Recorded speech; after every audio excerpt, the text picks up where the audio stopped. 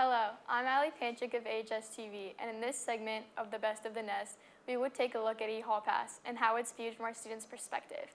We'll be talking with Kasha Montgomery and Seth McCann to get a hawk's eye view. Thank you for joining us today. Seth, how often do you use EHall Pass? I would say probably every day. Like personally, I don't usually make them, but like I know I have some appointment passes for first period and homeroom that I come down to Swanson's every day. So I know I always get like the emails that are like, this will be done in roughly 20 minutes, and I'm like, okay. Yeah, I always have the pop-up on my phone in the morning. Kasha, how often do you use EHall Pass, like at the tech too? At the tech, it is much different than here at Armstrong. At the tech, we use a notebook that has the teachers sign you out, and you take it wherever you need to go. So if you get stopped in the hallway, you show a teacher, and then you can go. But here at Armstrong, it's so much more complicated, I feel, because you have to sign onto the Chromebook. But with the tech, you just need to get the paper signed and go.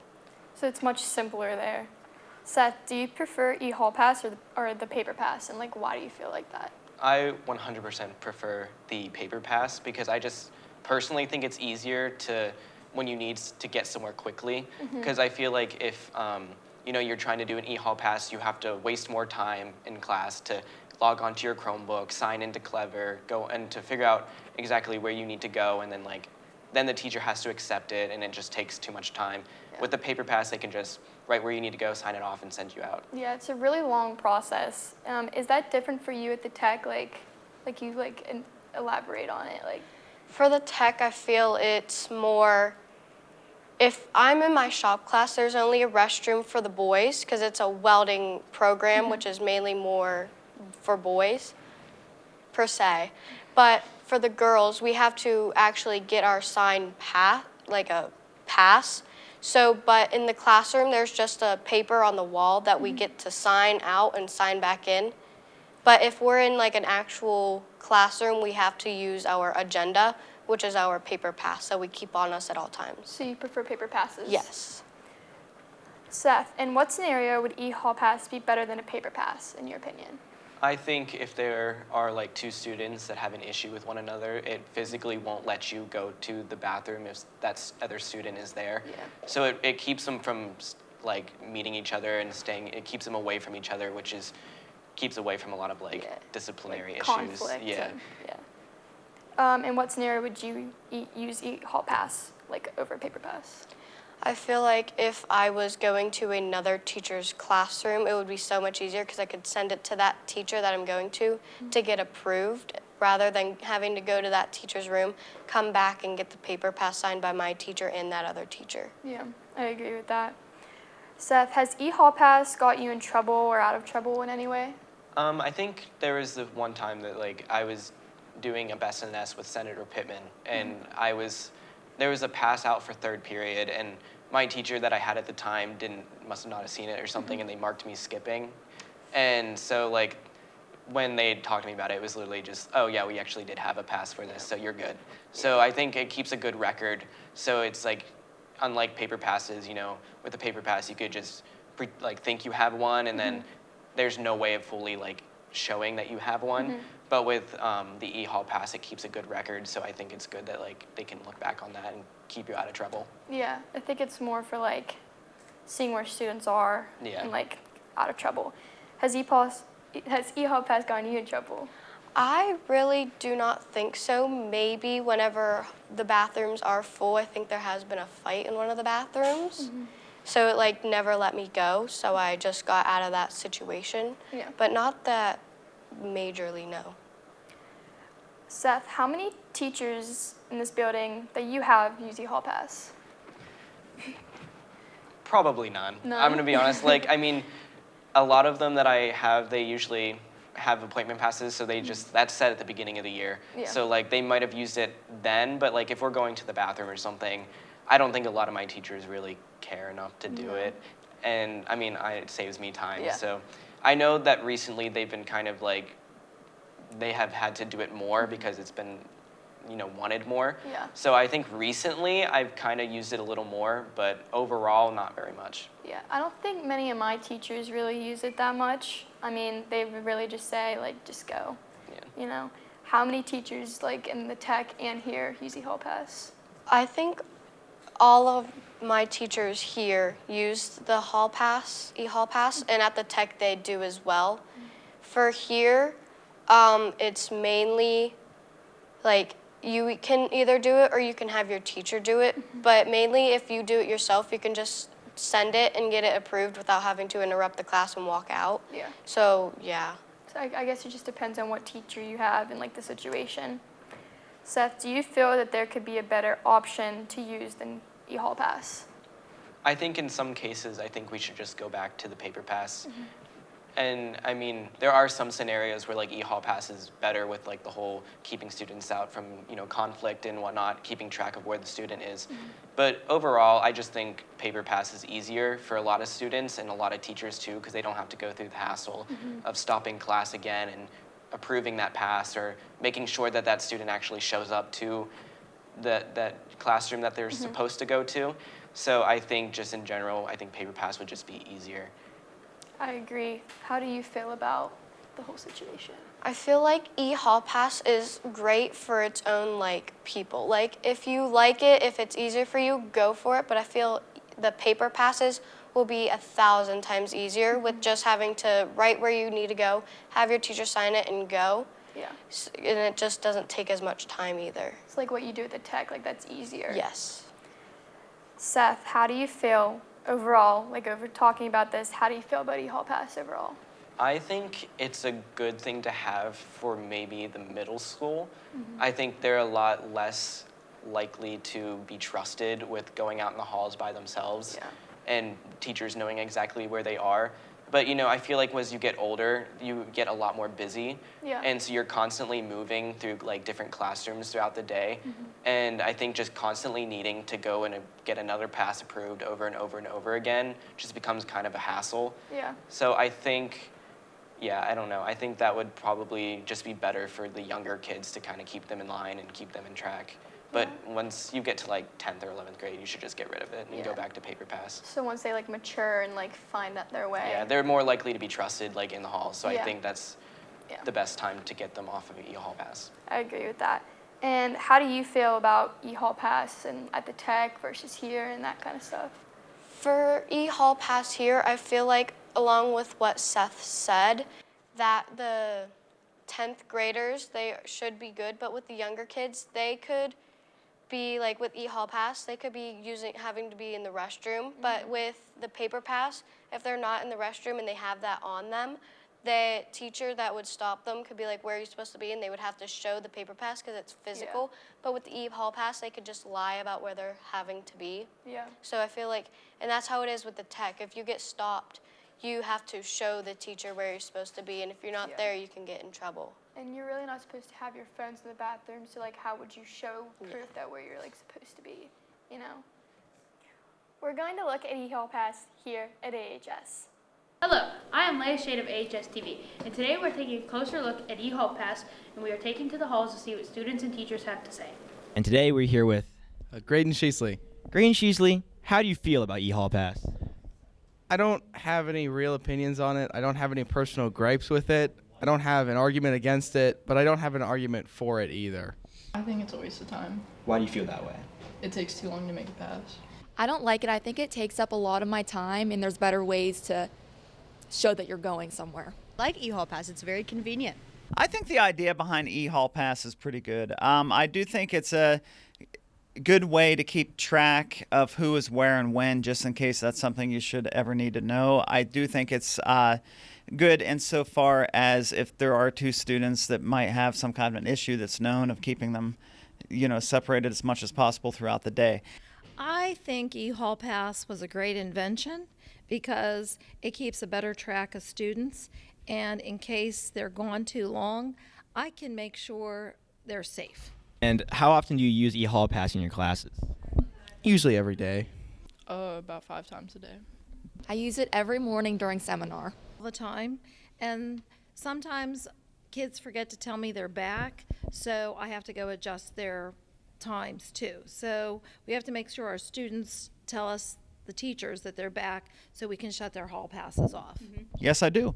But I can't lie, I don't use it all the time. Like behind me back there, I have my daily appointments set up.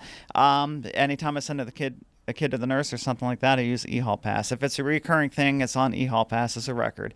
I generally do try to keep up on EHall Pass. However, I am very guilty of now and again, if it's just a quick over here or quick over there or something like that, of being in the middle of whatever it is I might be in the middle of, just writing it on the slip of paper. So I do use EHall Pass. However, I am guilty of not using it all of the time.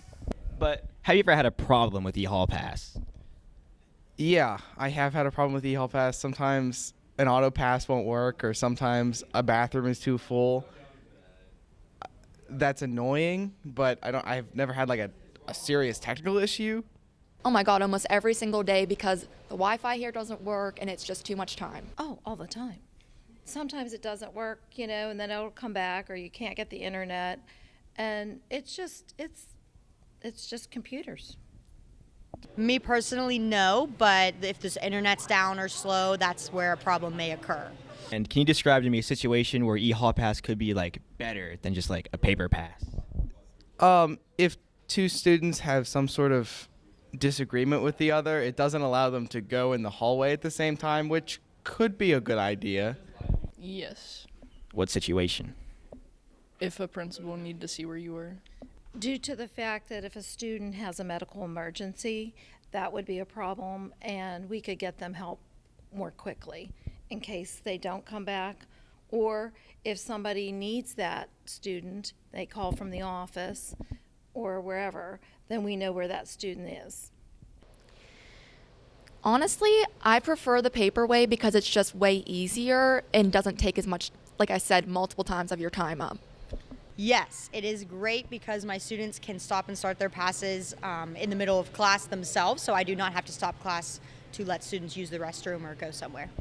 Pretty much what I just said, right? Like, if you did have a couple of kids that, for whatever reason, shouldn't be together at the same time or should be try to be kept apart, I think EHall Pass is absolutely worthwhile in that kind of situation. And I definitely do see the benefit in it if something were to ever happen where the location or whereabouts of a student had to be verified, that there's a way to verify that. However, EHall Pass is no different than the old school pass or way back in the day when we used to have sign-out sheets in our classrooms and stuff like that. Just because a kid says they're going to A doesn't mean they're going to A. So I think like the problems that have always been there are inherent just in, like student behavior. Do you think there are any better alternatives to EHall Pass? I don't know. I think it's in the developmental stage here this few years that we've started last year and this year. And I think it's growing and developing on its own. And I think it's working a lot better than in the past. I don't know if there really is a better alternative. The thing about EHall Pass is there's a definitive record. You know what I mean? Like, I could write a paper pass that says Leia is going to Mrs. Locker's room at 10:36 a.m. Leia does not go to Mrs. Locker's room. I say I wrote the pass. You get rid of the pass. Mrs. Locker never saw you. There's no proof that there was a pass saying that's where you're supposed to be.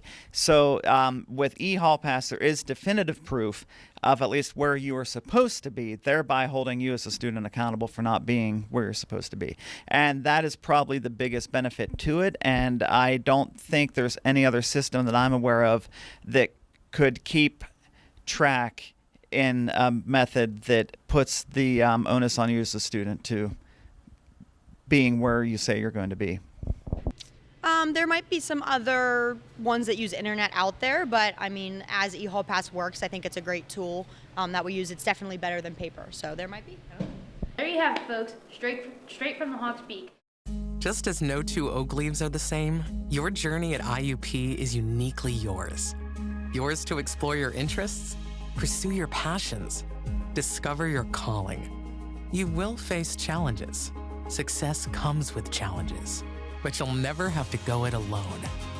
Whatever you need, from academics to wellness support, we'll be here for you throughout your journey. Get in the Grove at IUP.